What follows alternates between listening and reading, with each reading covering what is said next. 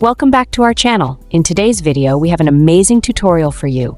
We're going to walk you through the process of creating an SSH Stunnel payload, setting up a proxy, and configuring the SNI settings on the Dark Tunnel VPN app.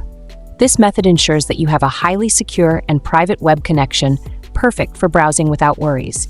So if you're looking to take your online security to the next level, stay tuned. First, let's start by creating our SSH Stunnel server account. Open your browser and search for the SSHOcean website.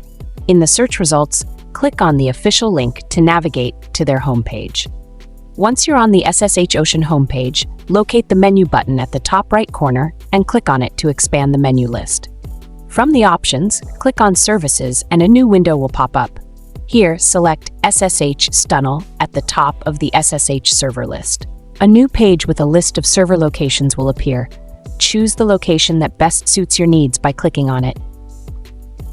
You'll be taken to a list of available servers. Make sure you select a server that's marked as online to ensure it's available. Once you've chosen, click on the Create button. Now you'll reach the final setup page. Enter your desired username and password, complete the CAPTCHA, and click on the Create Now button. In just a few seconds, your server account will be ready. Copy your host IP, username, password, and payload, as you'll need these details later. Next, we need to make sure you have the latest version of the Dark Tunnel VPN app installed.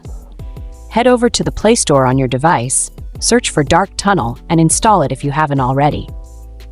Once you've installed the Dark Tunnel VPN app, open it up. On the home page, click on the three dots at the top right corner to access the menu. From the menu list, select Inject Config. A submenu will open, click on Proxy with SNI. This will bring up a new configuration page.